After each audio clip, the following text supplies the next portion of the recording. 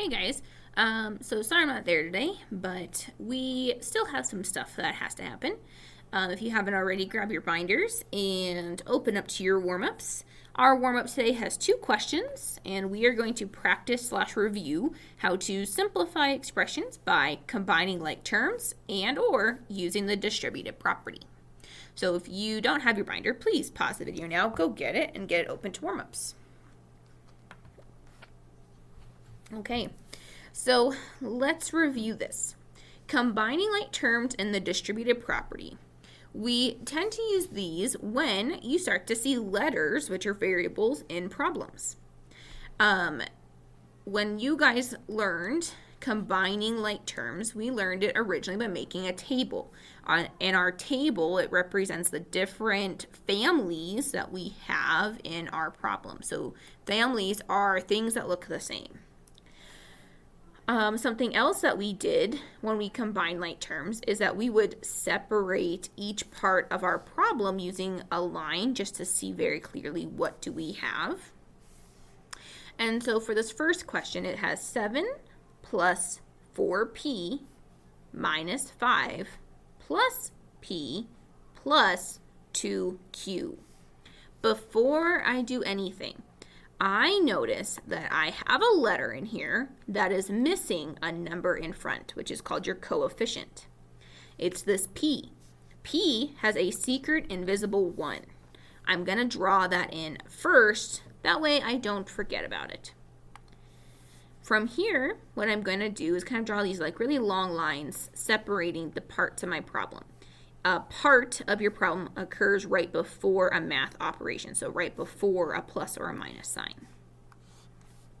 This just helps me see the different parts or different terms. And from here, what I'm going to do is make a table.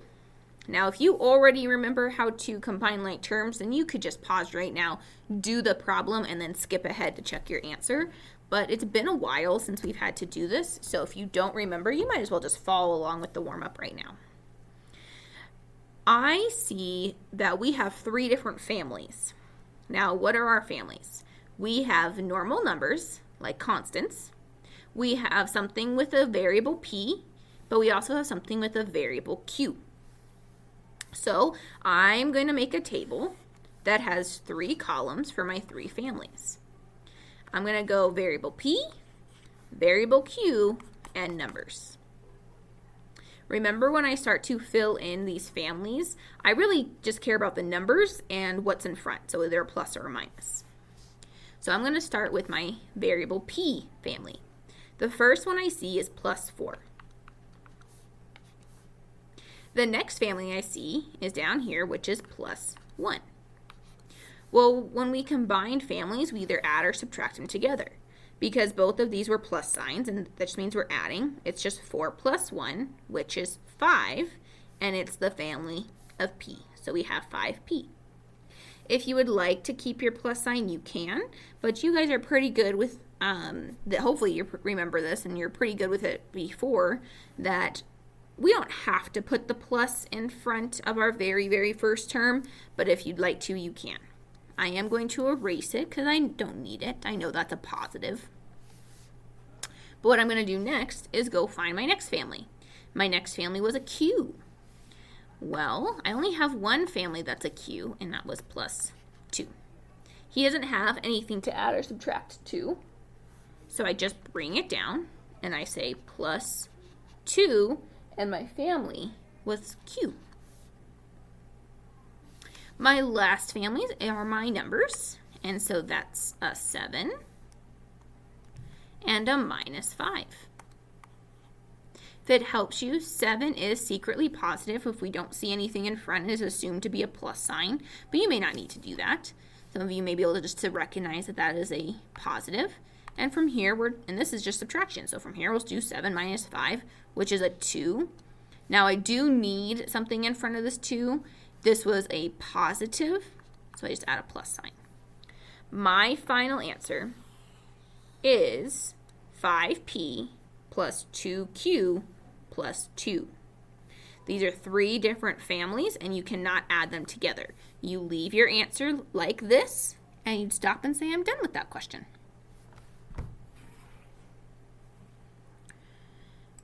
Your second warm-up question is a combination of having to combine like terms and using the distributive property.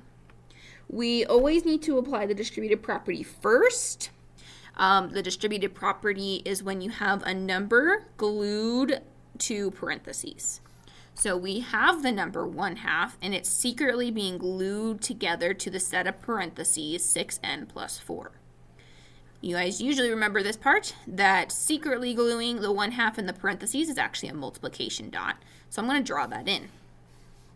What we have to do first is multiply the 1/2 to the numbers inside your parentheses. That's what distribute is.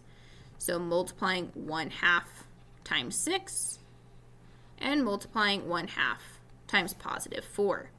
Now, if you guys remember, multiplying by 1/2 is the same or equal as dividing by 2. So 1/2 times 6 is the same thing as saying divide 6 by 2, and that's 3, and tags along. Then I'll do the same thing for the next part of my parentheses. 1/2 times 4 is the same thing as saying 4 divided by 2, which is 2. And it was positive because both numbers were positive. So what I have right now is 3n plus 2. I don't have parentheses anymore. The parentheses go away because we multiplied in that 1/2. But what we do have is some guy hanging out here. We have plus 2n. From here, you still need to combine like terms. That means combine families. I want you to try that right now. Please pause the video and attempt it if you haven't already. Good. From here, if you use the table, which some of you may not need to use the table, but if you use a table, you have two families. So we have two columns. We have the variable n family, and we have constants, which are just numbers. If you would like to draw those separation bars, you can, just to help you see what are the parts of the problem. Under our n family, we have a 3. We also have a plus 2. When I combine those families, I just add them together. 3 plus 2 is 5, and it was the n family. What's left are my numbers, and I actually only have one number, and that's a positive 2. He is nothing to be added or subtracted to. So I just bring him down, and I say plus 2. My final answer is 5n plus 2. These are two different families. One has a letter, one does not, so you cannot add them together. You stop and say, I'm done. For the rest of class, let me tell you about your agenda for the day. Yes, you have some notes and an exit ticket. But you also can have some homework time if you need anything. So homework time / Dreambox time. If you have no missing homeworks and your dream boxes are done, then you may have quiet, free time. Yay!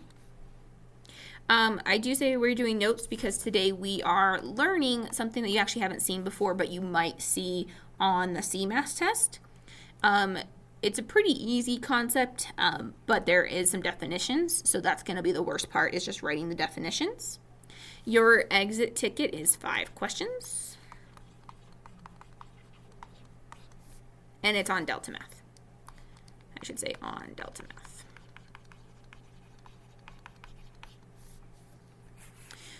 So let's get started with notes. At this time, take out a lined piece of paper, fold it into 4s if you want to use 4 boxes. If not, just do your normal thing.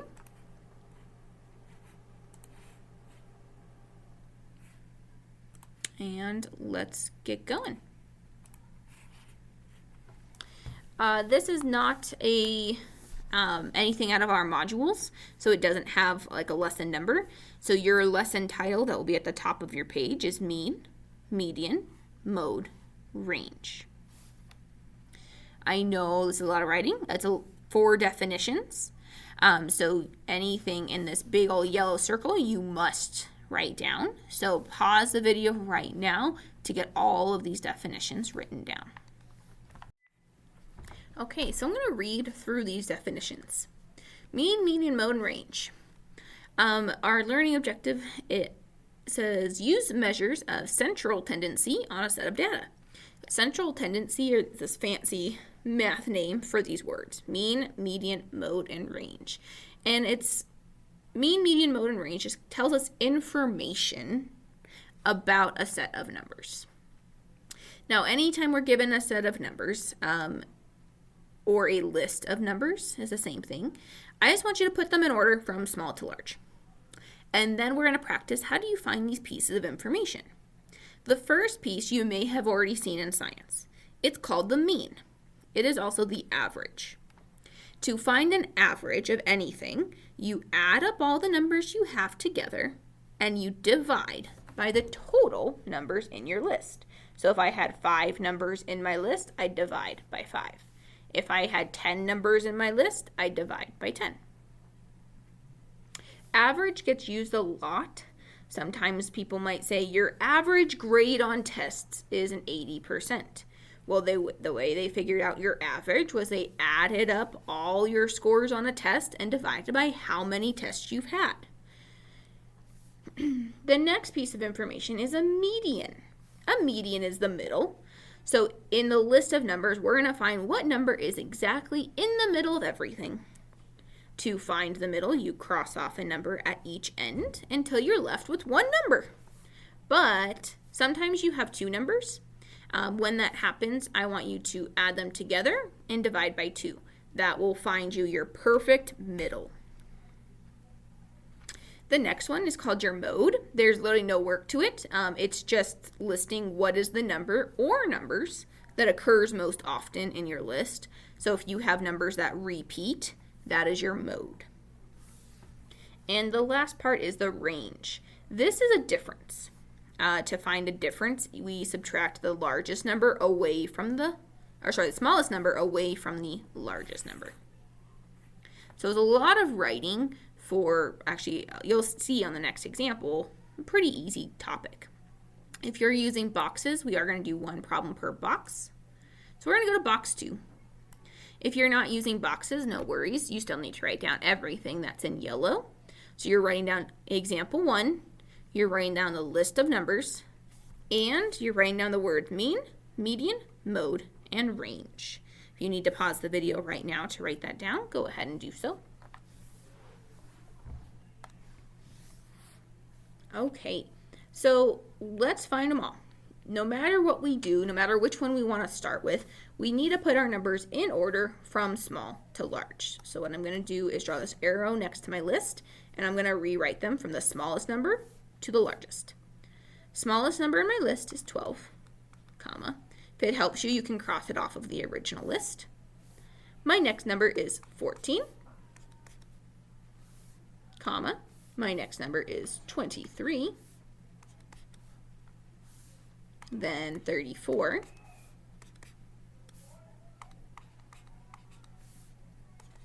then 47.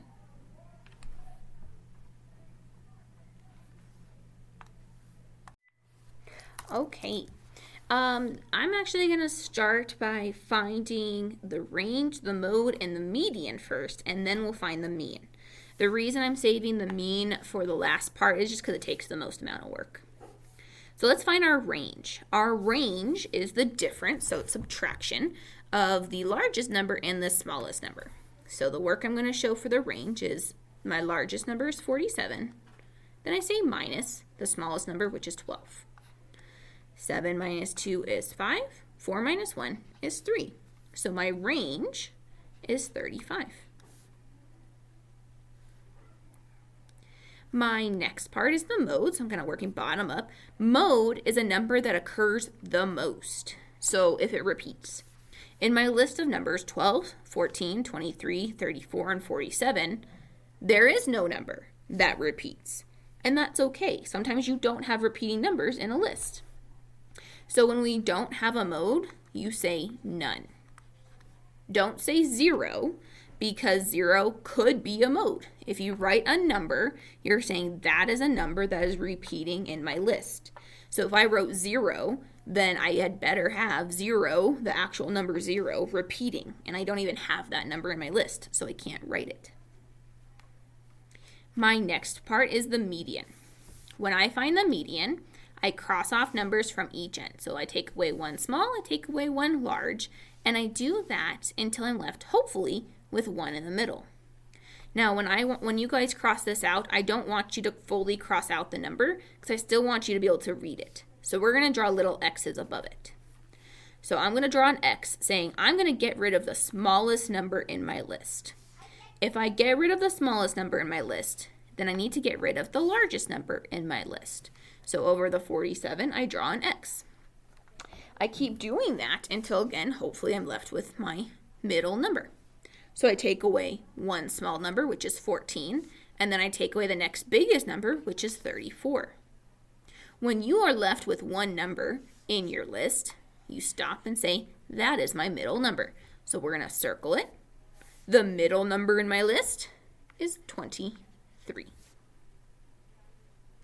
My next part, which is the last part, I saved for last just because it's the most time consuming. The mean is an average. To find an average, we need to add up all of these numbers. This is why I didn't want you to cross them off, because I need you to be able to read the numbers to add and subtract. Or not subtract, excuse me, add and divide. I'm going to pair up my numbers because you're not going to do this with a calculator. So I'm going to add two numbers at a time. So I'm going to literally add. So I'm doing this little caret mark. I'm going to put a little plus sign just so I remember I'm adding them together. So 12 plus 14 is 26. And then I'm going to add my next set of numbers. 23 plus 34. Again, nothing, hopefully not too crazy. That's 57. I'm going to bring down what's left, which is a 47. I add these together. So I'm now going to add 26 plus 57. That's 83. Bring down my last number, plus 47. And we get 130. That's not your mean. We're almost there because you take this total and then we divide, so I'm going to draw a division house, by how many numbers were in my list. So I had 1, 2, 3, 4, 5 numbers in my list. So I'm going to divide 5 into 130. That answer to my division is my average, which is my mean. So practicing our long division, 5 can go into 13 6 times. Oh, 6, yes. Oh my gosh, not 6 times. My goodness. Oh my goodness, I'm having a moment. Guys, I am so sorry. I know it goes in 12 times. Oh my gosh. Which is actually only 2, because 5 times 2 is 10. 13 minus 10 is 3. Bring down the 0. 5 can go into 36 times. There's my 6. And that's perfect because 6 times 5 is 30, so everything zeroes out. My final answer is 26. The average of my numbers is 26. If you need to pause the video to catch up on writing, go ahead. Otherwise, we're going to do our next one.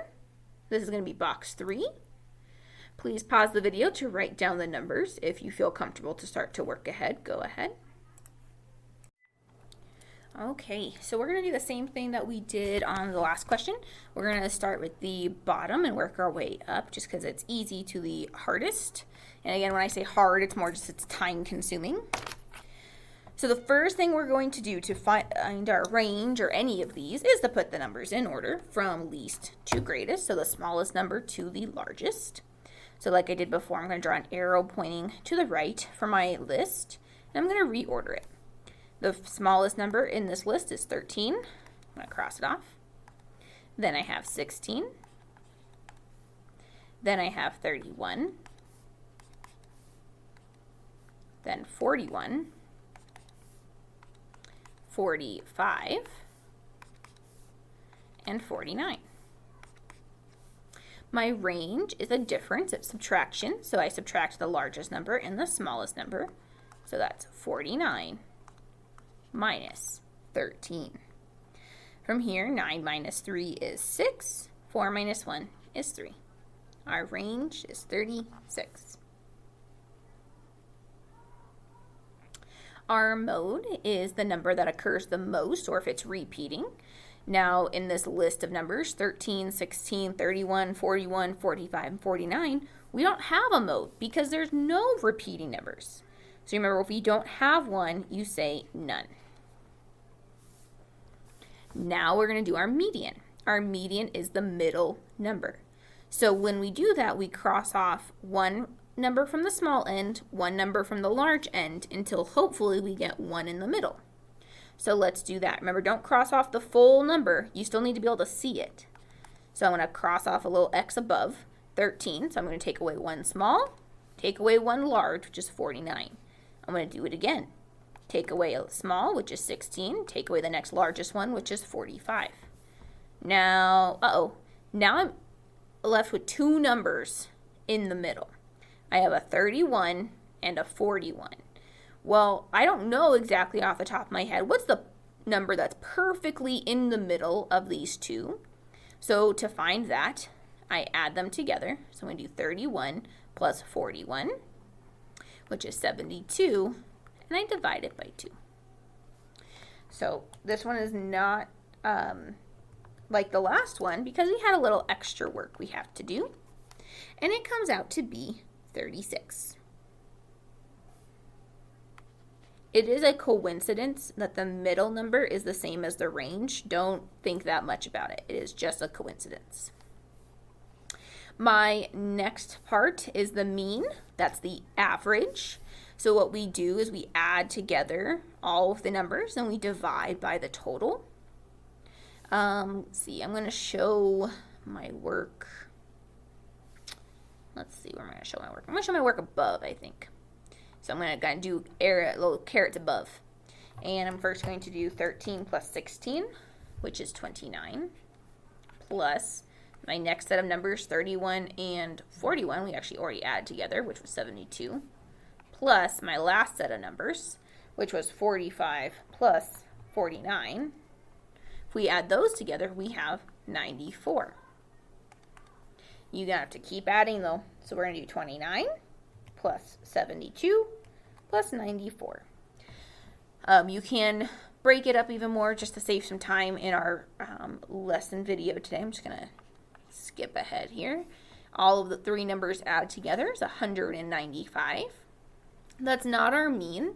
That's only all of the numbers added together. So to find the mean, we divide. So we're going to draw a division house by how many numbers were in our list. So we had 1, 2, 3, 4, 5, 6 numbers in our list. And we're going to go through the division. 6 can go into 19 at most 3 times, which is 18. 19 minus 18 leaves me 1. Bring down my 5. 6 can go into 15 2 times, which is 12. 15 minus 12 is 3. We're not going to we don't like remainders, so we add a decimal at the top of our house and a 0 on the inside. I extend the house, and I bring down my 0. 6 can go into 30 perfectly 5 times. So our mean, or the average, is 32.5. If you need to pause the video to get caught up on writing or showing any of your work, please do so. Otherwise, we're going to move on to the last question. Box 4. Last one, if you're using boxes. Now, I do want you to draw everything that's in yellow. That includes this funky chart. So please pause the video to do that.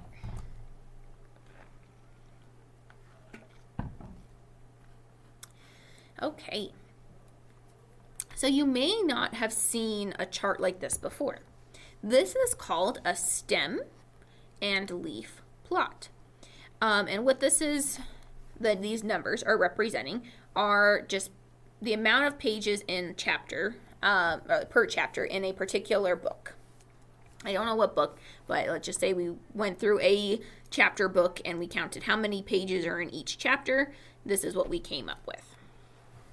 Now, you see that it has one side that says stem and one side that says leaf. Well, the stem is actually just the tens place. And you don't have to write this, but if you want to, you can. And the leaf is the ones place. So having a 1 and then this line, and we have 2 numbers after it, these are actually different numbers. And that's why there's a key down here.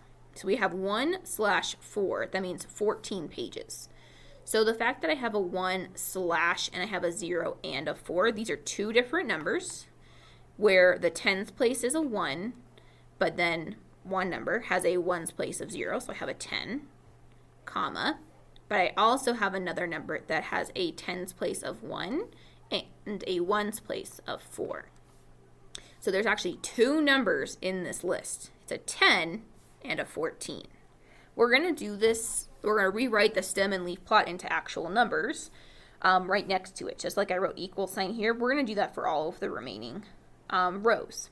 So my next row has a 10 spot or a stem of 2 and has 2 leaves, one's 5, one's 7.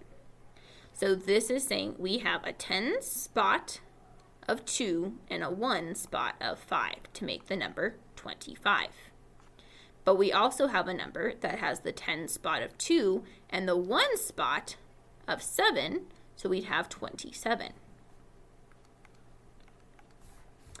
Let's go through the rest. I'm going to not explain as much. I'm just going to fill out the rest of the numbers. My next one, the list of numbers would be 31, 33, 33, 39.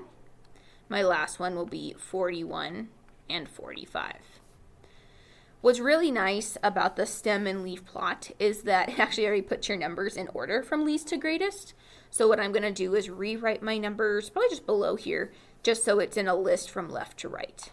So we have 10, 14, 25, 27, 31, 33, 33, 39, 41, and 45. It's okay that we have repeating numbers. What this means, at least in our context in this problem, is that we had 2 different chapters that had 33 pages in them. You don't forget about it. If it's a repeated number, you do need to include it in your list. And then we're just going to do the same thing that we've been doing.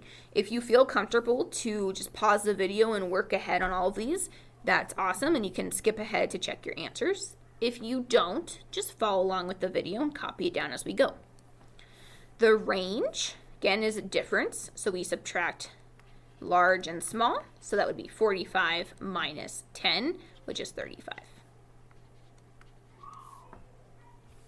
A mode. In the last 2 examples, we didn't have any mode, but this time we do. We have a number that occurs the most. We have a repeated number, and it's 33.